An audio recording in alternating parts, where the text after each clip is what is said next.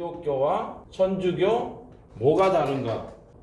나는 예전에 친구들 중에 그런 친구 되게 많았어. 도대체 기독교, 교회랑 천주교랑 도대체 다른 게 뭐냐? 그 질문 되게 많이 해요. 혹시 그런 질문 받아본 적 있어? 없어? 그래. 어쨌든 이걸 되게 많이 궁금해한다. 왜냐면 세상 사람들 눈으로 볼 때는 기독교랑 천주교가 별로 그렇게 다를 게 없어 보인단 말이야. 이제 역사를 조금 아는 사람들은 뭐라고까지 얘기하냐면 원래 기독교는 천주교 안에 있었던 거 아니냐. 기독교가 어떻게 보면은 천주교 볼 때는 원래 같이 있었다가 뛰쳐나온 하나의 종파 정도의 개념이지 않겠느냐. 이렇게 말하는 사람들도 있어. 중요한 논점은 뭐냐면 기독교랑 천주교가 어떤 것을 중요하게 생각하는지 그것만 보면 돼. 물론 다른 여러 가지 많은 이유들이 있어요. 근데 우리 흔히 일반인들이 봤을 때 기독교에서 혹은 천주교에서 무엇을 더 중요하게 여기는지 그거를 보면 두 종교에 대한 차이점을 볼 수 있겠죠. 일단 천주교는 뭐를 좀 더 중요하게 생각한다고요? 가장 중요하게 생각하는 게 교황의 권위예요. 교황의 권위. 그러면 기독교가 천주교에서 갈라져 나온 결정적인 이유가 뭐였어요? 성경이죠. 성경. 교황의 권위보다는 무엇의 권위가 더 우위다? 성경에 대한 권위가 우위다라고 생각을 하는 거야. 하지만 천주교는 교황의 권위가 더 우위라고 생각을 하는 거죠. 그러니까 이 출발점부터가 달라. 생각하는 중요하다라고 생각하는 그 모토 자체가 그 핵심 자체가 다르다고. 그러니까 무엇이 중요하냐 이렇게 이야기가 나와버리면 서로 말이 안 맞는 거예요. 우리는 성경이라고 하고 천주교는 교황이라고 얘기하는데 여기서부터 이야기가 좁혀지지가 않겠죠. 실제로 천주교 다니는 사람들과 이야기를 해보면 걔네들은 성경적인 지식이 별로 없어요.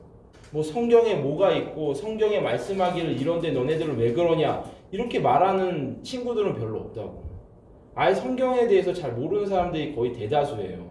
물론 우리 교회 댕긴 사람들도 크게 다를 건 없지만 그래도 천주교 댕긴 사람들보다는 그래도 성경에 대한 내용들을 그래도 조금은 더 알지. 그리고 그게 더 중요하다라고 생각을 하고 있고. 그 정도의 차이예요, 사실.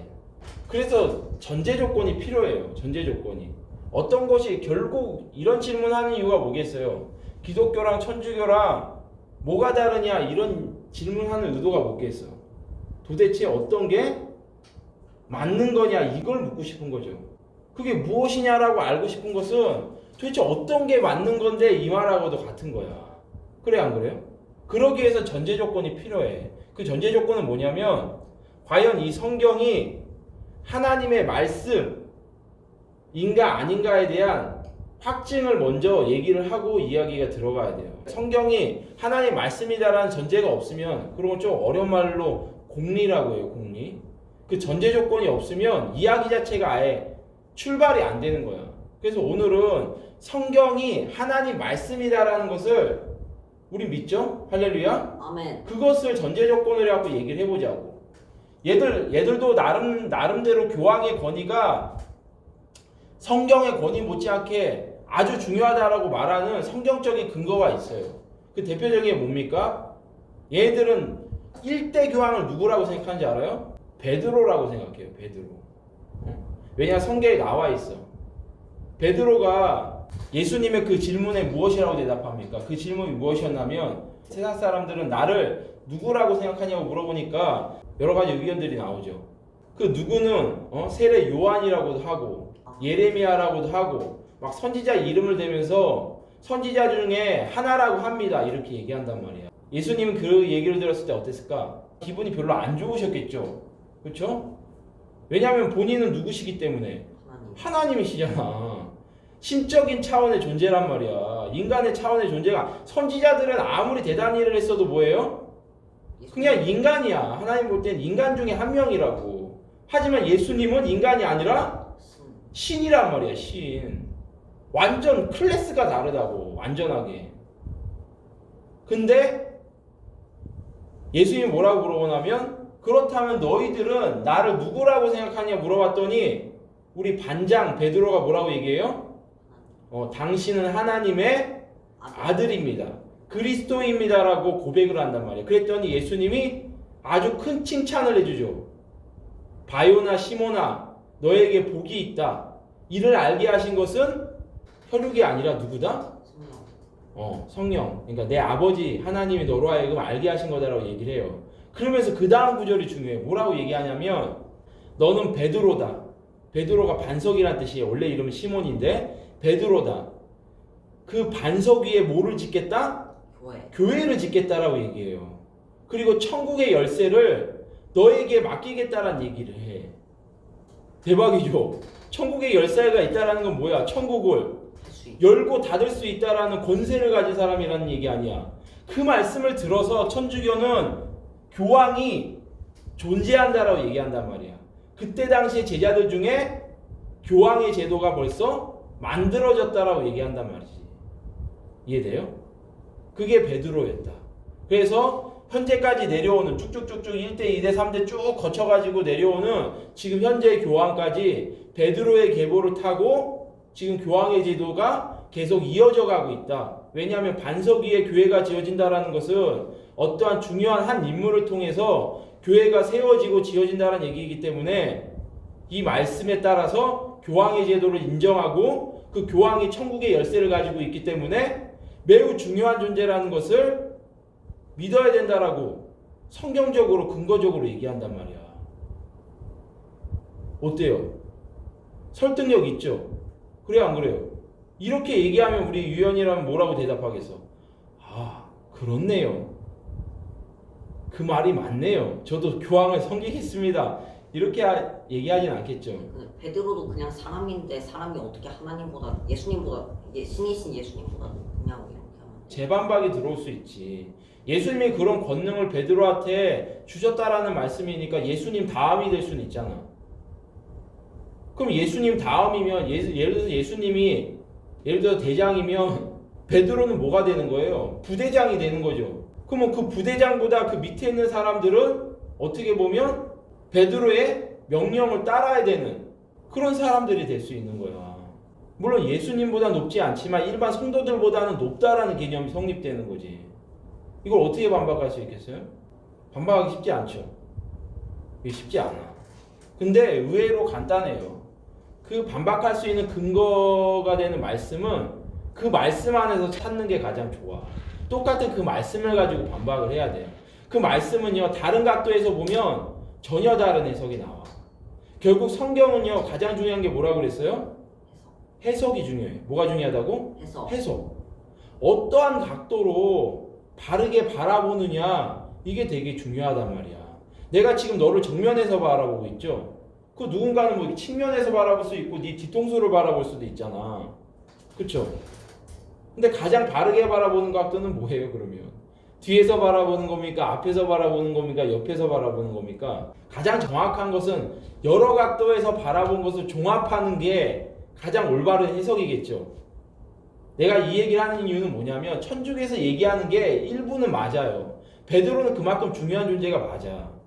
그래 안 그래요? 그렇죠. 그때 당시에 괜히 왜 베드로에게 그런 이야기를 했으며 그리고 베드로가 실제로 예루살렘 교회를 세우는데 가장 큰 공헌을 하잖아. 물론 하나님이 그와 함께 하셔서 하신 거지만 베드로가 설교를 통해서 4,000명, 5,000명이 전도가 돼요. 그것만 합쳐도 9,000명이야. 교회를 세우게 돼 어떻게 보면 장본인처럼 보여진단 말이야. 하나님이 그와 같은 천국의 열쇠 어떻게 보면 그 말씀이 실현이 된 거라고 볼 수도 있겠죠. 베드로가 없었으면 어떻게 9,000명을 전도해서 예루살렘 교회가 세워졌겠어. 그래 안 그래?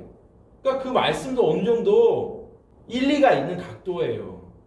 이해가 됩니까? 하지만 다른 각도를 보지 못했어. 예수님이 베드로에게 그와 같은 이야기를 하신 건 맞지만 그렇다고 해서 베드로를 신적인 권능으로 내가 인정한다는 이야기는 아닌 거예요. 천국의 열쇠를 준다는 이야기와 그리고 너를 이 교회의 반석이 되게 하겠다라는 것은 베드로에게만 한 말씀이 아니라 거기 있는 11제자에게도 하신 말씀이라는 거야. 할렐루야. 아멘. 이건 지금 우리에게도 하신 말씀이에요. 천국의 열쇠를 그러면 베드로에게만 줬겠어? 우리도 전도할 수 있는 권능이 있어요, 없어요? 있어요. 천국의 열쇠라는 것은 전도할 수 있는 권능을 말하는 거야. 전도 말고 한 인생을 천국에 보내고 말고 할 수 있는 게 있어요? 없어요. 내가 전도 안 하면 이 사람 천국 못 가는 거야. 하지만 내가 예수님을 전하면 이 사람 천국 갈 수 있겠죠. 이 천국의 열쇠는 누구도 가지고 있다? 우리. 나도 가지고 있는 거예요. 그래서 그 사람들을 모아서 교회를 세우면 나도 뭐가 되는 거예요? 교회의 반석이 되는 거예요. 할렐루야. 아멘. 우리의 이름도 사실상 그런 의미로 본다면 베드로이고 우리도 천국의 열쇠를 가졌다라고 해석할 수 있어요, 없어요? 있어요. 있어요. 이런 각도로 볼 수 있는 거예요. 근데 이 각도를 다 무시한 채 베드로만 하나님이 선택하신 최고의 사도고 그를 통해서 교황의 제도는 이어가야 된다고 말하는 것은 너무 한 면만 본 한쪽으로 너무 치우친 잘못된 해석이라고 볼 수가 있는 거예요. 그래서 말씀을 항상 어떻게 봐야 됩니까? 다각도로 봐야 돼요. 다각도. 이런 걸 좀 더 어려운 말로 통전적으로 바라볼 줄 알아야 돼. 이게 베드로한테만 하신 말씀이 아니라 문맥적으로 봐야 돼. 그래서 문맥 안에서 이것은 베드로에게만 적용시킨 게 아니라 거기 있는 모든 제자들에게 하신 말씀이 될 수도 있다라고 우리가 생각을 해야지만 그와 같은 잘못된 해석을 하지 않게 되는 거예요. 할렐루야. 아멘. 그렇다면 이 교황의 제도가 왜 만들어졌는지를 봐야 돼. 사실 그들은 어떻게 보면 교황의 제도를 유지하기 위해서 그 말씀을 근거로 된 거예요. 그 말씀이 있었기 때문에 교황을 만든 게 아니란 말이야. 교황을 먼저 만들어 놓고 교황의 권위를 세워줘야 되니까 그 말씀을 이용한 거란 말이에요. 이게 잘못된 거야. 알겠죠? 사실 이렇게 많이 말씀을 악용하는 사례들이 교회 내에서도 많아. 특히 목사님들도. 내가 하고 싶은 이야기를 하기 위해서 말씀을 인용을 하거나 차용을 한단 말이야. 이렇게 하면 된다, 안 된다? 안 되는 거예요. 그 교황하고 똑같은 짓을 하고 있는 거야. 교황이 결국 만들어진 그 역사적인 배경이 뭐였어요? 결국 로마에서 국교회로 인정하게 되고 교회의 권위가 커지다 보니까 거기에서 이제 교회 중직을 맡았던 사제라고 하죠. 종교적인 그런 지도자들의 권위도 같이 올라갔겠죠. 그러면서 권위가 높아지니까 자동적으로 우리의 수장이 될 수 있는 한 인물을 선택해서 그 권력을 몰아주는 이런 인간적인 형태가 드러나게 된 게 바로 이 교황의 제도란 말이야. 이해가 됩니까? 그러니까 인간적인 일을 한 거야. 교회 내에서. 우리도 이제 좀 힘 좀 써볼까? 우리의 왕을 만들자. 그래서 로마 황제의 버금가는 제도를 만들고 제도를 다스리는 수장을 두어서 우리의 왕국을 만들자라는 그 욕심 안에서 이 제도가 만들어진 거야. 역사적인 배경을 보면 이건 누구나 다 알 수 있는 사실이야. 단군 신화도 그렇거니와 이렇게 이야기를 만든 이유가 뭐예요? 그 왕 높이려고. 내가 이런 사람이야. 니들하고는 급이 달라. 그러니까 나를 잘 섬기란 말이지. 내 말을 들어. 이런 용도로 그 이야기들을 만들어낸 거야. 그러니까 교황이 그 짓을 한 거예요. 쉽게 말하면 성경의 권위를 빌어서 자기를 성경의 권위보다 더 높여버린 거야. 잘못된 거다 아니다. 잘못된 거예요. 물론 나는 기독교인이니까 이런 관점에서 말하겠지만 어쨌든 성경이 처음에도 얘기했지만 하나님의 100% 말씀이라고 본다면 이건 분명 잘못된 해석이라고 볼 수 있어요. 자, 그럼 두 번째 좀 시간관계상 빨리 갑시다. 두 번째는 천주교에서는 뭐를 되게 많이 숭배해요? 마리아. 마리아. 교회는요 오직 누구라고만 얘기해? 예수. 오직 예수님이 신적인 존재라고 얘기하죠. 인간 중에서. 그렇죠? 인간이 된 하나님. 우리 예수님만 신적인 존재라고 얘기하는데 천주교는 예수님 플러스 마리아도 신적인 중요한 건 신적인 존재라고 얘기한단 말이야. 그 근거가 되는 또 이야기가 있어요. 성경의 근거가 뭘까요? 요한복음서에 보면 뭐라고 나왔냐면 제자 요한에게 뭐라고 얘기하냐면 내 어머니를 잘 부탁한다. 이제부터 이 마리아는 너의 어머니다라는 얘기를 해. 이 말씀을 어떻게 또 얘네들은 해석을 할까요? 지멋대로? 그치. 마리아를 숭배하라는 의미로 해석을 한단 말이야. 근데 그게 맞는 해석일까요? 아니란 말이죠. 마리아가 인간적으로는 자기한테 어머니가 될 수 있잖아요. 그렇죠? 육신적으로는. 태어나게 한 모태에서 길러낸 것은 어떻게 보면 마리아 역할이 크죠? 그렇기 때문에 이 마리아를 너가 좀 잘 보살펴줘라 이런 의미지 숭배하라는 의미까지는 아닌 거예요. 그리고 성경적인 이야기들 조합해 보면 사실상 요한하고 예수님하고는 친척 관계예요. 요한이 봤을 때는 마리아가 이모쯤 된단 말이에요. 이모. 그러니까 충분히 내가 십자가에 못 박히는 상황 가운데 너의 이모를 잘 돌봐달라는 이야기가 말이 돼야 안 돼요? 말이 되지. 이모니까 너한테 이모니까 잘 돌봐줘 이런 얘기를 한 거지. 그걸 어떻게 되게 과대적으로 해석할 상황이 아니란 말이야. 근데 천주교는 그렇게 어떻게 보면 억지로 너무 그게 치다른 해석을 하고 있단 말이야. 그리고 또 한 가지 드는 얘기가 동정녀 마리아에 대한 부분을 놓고 얘기하죠.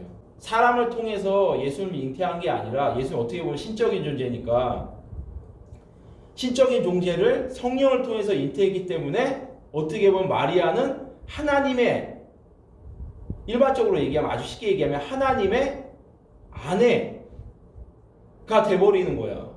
그러니까 숭배의 대상이 될 수 있다라고 주장한다고. 마리아가 동정녀 마리아는 맞죠. 처녀인 몸인 가운데 성령을 통해서 잉태된 일을 한 건 맞아요. 그렇다고 해서 그게 하나님의 아내로서의 권위가 신분 상승이 된 것은 절대 아니에요. 천사가 나타나서 마리아 보고 넌 이제부터 하나님의 아내다 이런 얘기 한 적 있어요? 없어요. 그냥 너는 복이 있는 여자라고 얘기해요.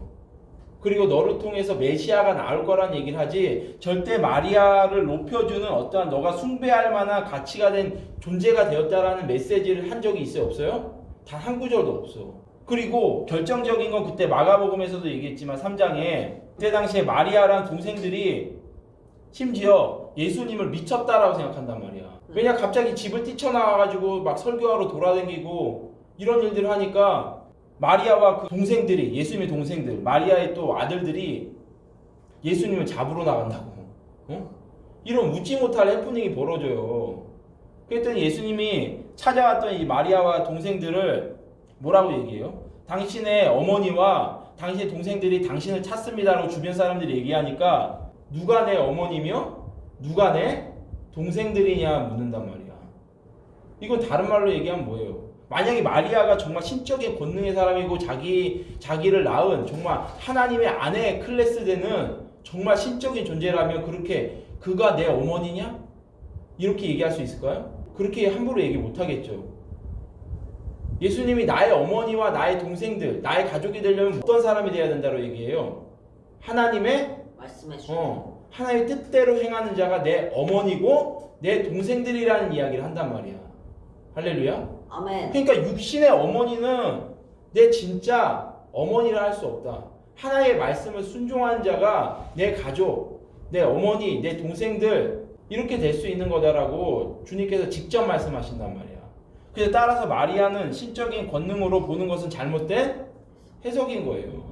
물론 이가 믿음 안에서 중요한 그런 캐릭터인 것은 맞아. 하나님 앞에 그 모든 천사가 전해준 말들을 믿었기 때문에 어떻게 보면 동정녀 탄생이 이루어지는 그런 중요한 역할을 하는 사람은 맞죠. 하지만 절대로 이 역시도 인간일 뿐이지 신적인 존재로 높이는 것은 아니란 말이죠. 그러면 그 배우에 대한 이런 이야기를 만들어낸 이유는 뭘까요? 천주교가 이 마리아를 교황을 높이려고? 마리아를 높이면 교황이 높아져요?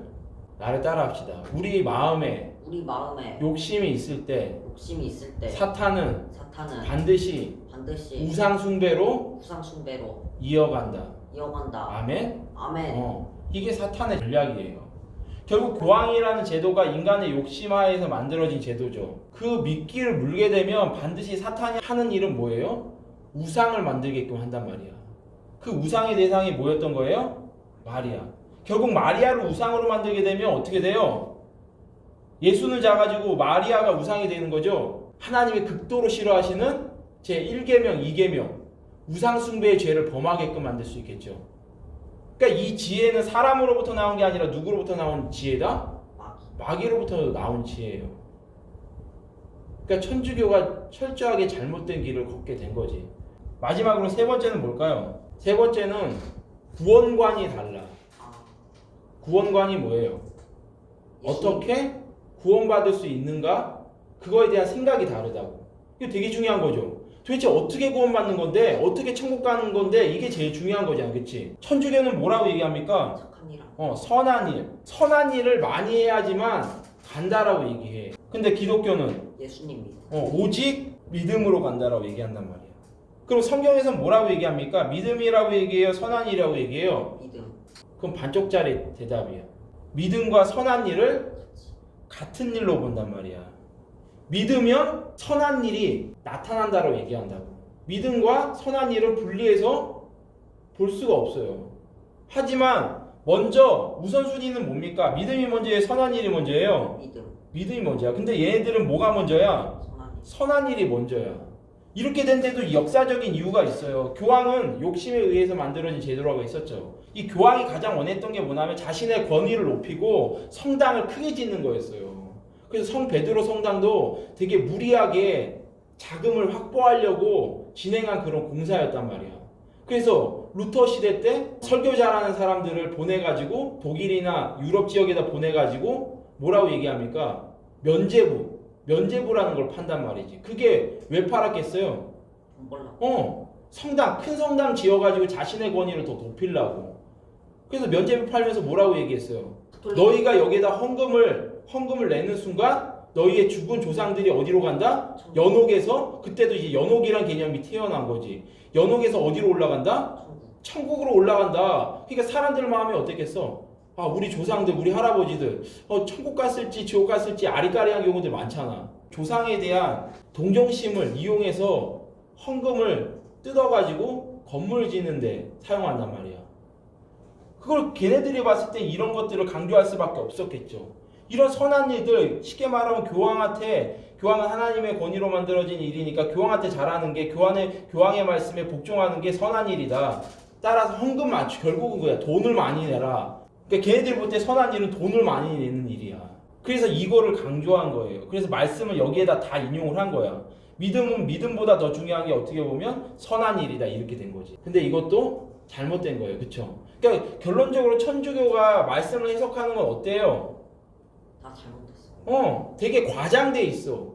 그리고 너무 치우쳐 있어요. 그리고 인간의 사리사욕을 내재하고 있는 그런 해석이란 말이야.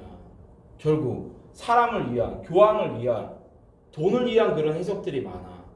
그렇기 때문에 결국 잘못된 해석이라 볼 수 있는 거지. 그렇다고 해서 기독교는 깨끗하고 부패도 없다는 얘기는 아니에요. 그렇죠? 오히려 기독교가 요즘은 더 심해. 결론적으로 여기까지 얘기했는데 사실 이건 지금 기독교가 맞고 천주교가 틀리다라는 말을 하는 게 아니에요. 내가 하고 싶은 얘기는 성경이 진짜. 성경 안에서 바라봐야 된다는 얘기를 하고 싶은 거야. 기독교도 마찬가지예요. 성경 안에서 봤더니 잘못된 행동을 하고 있어. 목사가 돈을 밝히고, 그리고 예수보다는 오히려 다른 것들을 더 높이고, 그리고 성경보다는 쓸데없는 뭐 인본주의라든지 뭐 이런 기독교 서적이라든지 그런 것들에 치우친 설교라든지 이런 것들은 다 성경에서 봤을 때는 어떤 거예요? 다 잘못 행하고 있는 거죠. 그러니까 이걸 하나의 예로 들어보면 그런 거예요. 뭐냐면 중요한 건 기독교냐 천주교냐가 중요한 게 아니야. 이 간판이 중요한 게 아니라고요. 간판이 중요한 게 아니라고. 예를 들어 이런 거야. 내가 맥도날드 알죠? 맥도날드? 가봤더니 햄버거를 안 팔고 국수를 팔고 있어. 그럼 그거 맥도날드야? 맥도날드 아니죠. 똑같아요. 아무리 기독교, 교회라는 뭐 장로교, 감리교, 뭐 침례교, 순복음교 이런 간판을 걸고 있어도 막상 딱 들어가 봐서 무엇을 팔고 있는지를 봐야 돼. 정말 햄버거를 팔고 있는지 무슨 뭐 짜장면을 팔고 있는지 봐야 될 거 아니야. 근데 딱 봤더니 맥도날드에서 출시한 그런 제품들을 제대로 팔고 있다. 그럼 맥도날드 맞아요, 아니에요? 맞아요. 맞는 거예요. 근데 햄버거는 맞는데 맥도날드에서 출시한 제품이 아니라 저 롯데리아에서 파는 오징어 버거가 거기 있네? 그거 맥도날드에 아니에요? 맥도날드가 아닌 거예요. 결국 기독교냐 천주교냐가 중요한 게 아니라 그 속에 들어가서 과연 성경대로, 중요한 건 성경대로 하고 있느냐, 성경대로 하지 않고 있느냐를 볼 줄 아는 지혜가 있어야 된다는 얘기를 하고 싶은 거야. 할렐루야. 아멘. 그게 가장 중요해요. 제대로 된 전문가를 알고 있든지 아니면 내가 그 전문가가 되던. 되든지. 할렐루야. 아멘. 그러니까 성경을 많이 읽고 내가 기도하면서 성령님께 물어보면 진실은 보입니다. 할렐루야. 아멘. 그게 중요해요. 요즘 시대는 교회는 많지만 바른 복음의 말씀, 정말 성경에서 얘기하려고 하는 그 말씀을 제대로 가르쳐주는 교회는 많지가 않아. 대부분의 교회는 아까도 얘기했지만 본인들이 하고 싶은 이야기를 해요. 사람의 이야기가 되게 많다고. 성경의 이야기를 하는 게 아니라 자기의 이야기를 하는 사람들이 많아. 그런 학문적인 이야기들, 그런 걸 인문주의라고 하는데 그런 이야기들 다 잘못된 거예요. 순전하게 하나님에 있는 말씀들만 가르칠 수 있어야 돼. 중요한 것은 우리가 오직 성경으로 살아야 된다. 할렐루야. 아멘. 그것만 붙잡고 우리가 이 모든 이야기들을 좀 마무리 지어야 될 것 같아요. 기도하겠습니다. 살아계신 하나님, 천주교와 기독교가 무엇이 다른지에 대한 이야기를 배웠습니다. 아버지, 더욱더 중요한 것은 정말 성경의 말씀대로 저희들이 어떻게 살고 있고, 그리고 그 말씀 안에서 어떠한 사람들이 모였는지가 중요합니다. 주 예수 그리스도 우리 주님의 이름으로 두세 사람이 모여 있으면 그곳이 교회라고 하셨사옵나이다. 주님, 우리가 참으로 예수님을 알고 예수님의 말씀을 믿고 그분의 십자가 부활을 믿는 사람들로서 참된 교회가 되게 하여 주시고, 여러 가지 많은 가짜 진리가 많은 상황 가운데 저희들이 믿음을 지키고 바르게 분별할 수 있도록 지혜를 허락하여 주시옵소서. 모든 영광 주님께 올려드리며 예수님의 이름으로 기도합니다.